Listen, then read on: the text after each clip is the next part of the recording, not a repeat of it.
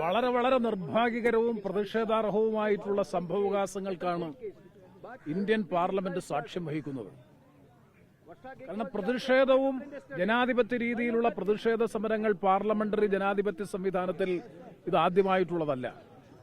ഇപ്പൊ കഴിഞ്ഞ ദിവസം നടന്ന സംഭവത്തെ സംബന്ധിച്ച് തന്നെ പരിശോധിച്ചാൽ അവിടെ ഇന്ത്യ മുന്നണി ഒറ്റക്കെട്ടായി തന്നെ ഇതുമായി ബന്ധപ്പെട്ട സമരവുമായി ബന്ധപ്പെട്ട് പാർലമെന്റ് ഗേറ്റിന് മുന്നിലേക്ക് വരുമ്പോൾ അവിടെ ബോധപൂർവമായി തടസ്സപ്പെടുത്തുന്ന ഒരു സ്ഥിതിയാണ് BJPയുടെ ഭാഗത്തുനിന്നുണ്ടായത്. അങ്ങനെ കടന്നു പോകുന്ന സമയത്തുണ്ടായിട്ടുള്ള ഉന്തും തള്ളും കുറെ അധികം സംഘർഷപരമായിട്ടുള്ള പ്രശ്നങ്ങളുണ്ടായി. ആ പ്രശ്നങ്ങൾ ഉണ്ടായതിന്റെ പേരിൽ രാഹുൽ ഗാന്ധിക്കെതിരെ കേസെടുക്കുക എന്ന് പറഞ്ഞാൽ ഒരു തരത്തിലും നീതീകരിക്കാൻ, ന്യായീകരിക്കാൻ, അംഗീകരിക്കാൻ കഴിയുന്ന സംഗതിയല്ല. മാത്രവുമല്ല, ബാബാ സാഹബ് അംബേദ്കറെ അപമാനിച്ചുകൊണ്ട് ശ്രീ അമിത്ഷാ രാജ്യസഭയിൽ നടത്തിയിട്ടുള്ള പരാമർശം പിൻവലിച്ച് മാപ്പ് പറയണമെന്നാണ് പ്രധാനമായും ഞങ്ങൾ ആവശ്യപ്പെടുന്നത്.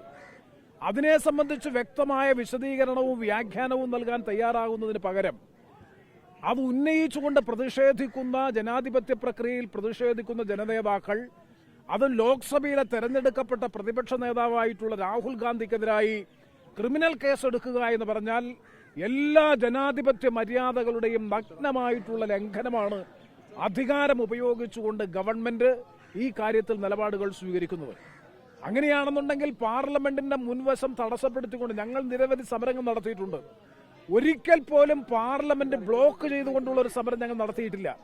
അപ്പോഴെല്ലാം CASF-ഉം സെക്യൂരിറ്റി ഭടന്മാരും ഒക്കെ ഒരു വശം ഒഴിവാക്കി, ഒരു കോറിഡോർ ഒഴിവാക്കി സമരത്തിൽ പങ്കെടുക്കാത്ത അംഗങ്ങൾക്ക് പാർലമെന്റിൽ പ്രവേശിക്കുന്നതിനുള്ള എല്ലാ അവസരവും ഒരുക്കിക്കൊണ്ടാണ് മുൻകാലങ്ങളിലെല്ലാം ഈ കഴിഞ്ഞ ദിവസങ്ങളിലെല്ലാം സമരം നടത്തിയിട്ടുള്ളത്. ഇന്നലെ BJP നടത്തിയ സമരം പൂർണ്ണമായും പാർലമെന്റ് ബ്ലോക്ക് ചെയ്ത് ഒരാളെ പോലും പ്രവേശന കവാടത്തിലൂടെ കടന്നു പോകാൻ അനുവദിക്കാതെയുള്ള നിലപാട് സ്വീകരിക്കുകയും രാഹുൽ ഗാന്ധി കടന്നു വരുമ്പോൾ അദ്ദേഹത്തെ അധിക്ഷേപിച്ചുകൊണ്ടുള്ള മുദ്രാവാക്യം വിളിക്കുകയും വളരെ മോശകരമായ മുദ്രാവാക്യവും വിളിക്കുകയും ചെയ്യുമ്പോൾ സ്വാഭാവികമായും ഇന്ത്യ മുന്നണിയിലെ പ്രതിപക്ഷ കക്ഷി നേതാക്കൾ എന്ന നിലയിൽ ഞങ്ങൾ അതുവഴി കടന്നുപോയപ്പോൾ അവരാണ് പ്രതിരോധിച്ചത്, അവരാണ് തടസ്സപ്പെടുത്തിയത്. ആ തടസ്സപ്പെടുത്തലിനെ അതിജീവിച്ചുകൊണ്ട് പാർലമെന്റിലേക്ക് കടന്നുപോയി എന്നുള്ളതാണ് വസ്തുത.